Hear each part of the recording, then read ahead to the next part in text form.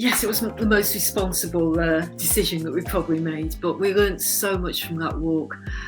We learnt how to survive on virtually no money. We learnt the importance of things in life. When everything is lost, all that matters is shelter and food and being with the people you love.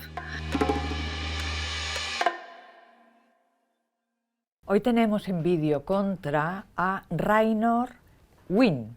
Raynor Winn es una mujer inglesa que tenía con su marido Mott una granja cuando un amigo de la infancia llamado Cooper los traicionó, y al final la cuestión es que de un día para otro perdieron la granja, perdieron todo su dinero.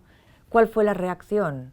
Lanzarse a caminar. Hicieron 1010 kilómetros, recorrieron el sendero de la costa suroeste y en este caminar transformaron sus vidas. De ahí nació un libro que se llama El Sendero de la Sal, que hoy es un bestseller. We'd been living in a property that we'd renovated ourselves, and we'd been living there for 20 years. It was our home, it was our business, it was where the children had grown up. But in the background, we'd had this financial dispute that had led to us being served with an eviction notice from our house. And during the same week as we were packing 20 years of life into boxes, my husband Moth was diagnosed with a terminal illness. And yes, so the book starts where we're just hiding under the stairs from the bailiffs who are trying to evict us from the house, and that's when we decide to walk. Les desahuciaron a causa de la traición de un amigo de la infancia. Eso debe doler. It was difficult. It was really difficult because we'd trusted him. We'd believed everything that we'd done with him was okay. But I haven't seen him since the book was published. But it was lovely to meet up and, share a cup of tea. Debe estar escondido debajo de una silla. Who knows? El Sendero de la Sal. De repente os ponéis tú y Mott a caminar a los 50 y pico, con una pequeña tienda de campaña, sin casa, sin hogar, sin nada. Yes, it wasn't the most responsible decision that we probably made, but we learnt so much from that walk. We learnt how to survive on virtually no money. We learnt the importance of things in life, but really when it comes down to it, when everything is lost, all that matters is shelter and food and being with the people you love. And we learnt how to live for right now, to live in this moment, and to let go of all the anxieties and fears of the past that you can't change, and worries about what might come in the future that you can't influence, and to just embrace right now and appreciate this moment. Y todo eso en un entorno natural increíble. Yes, there's something absolutely remarkable about that coast path. A world apart. It's where the wildlife gathers and where we can feel completely connected to the natural world. ¿En qué te ha cambiado, Raynor, este viaje?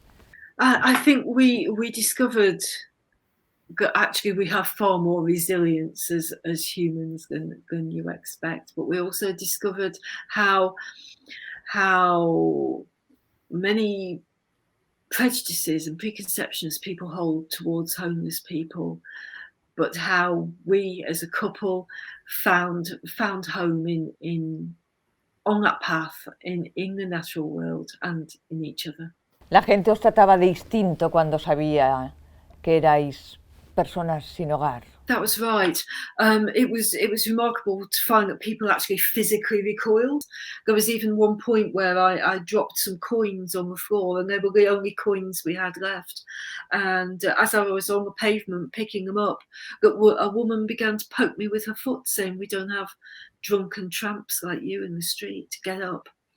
And that was the point at which that sense of self began to disappear, that sense of who I was. Hablemos pues de lo agradable del encuentro con la naturaleza. It was hard because we were cold, we were wet, we were hungry, we were burnt by the sun, but at the same time we were wild camping on the most beautiful remote headlands, and that became the magic of what we were doing. Just the encounters with wildlife, with the deer that slept outside the tent, or the the seals calling to each other in the coves below. That was the magical thing that will always stay with me from that path.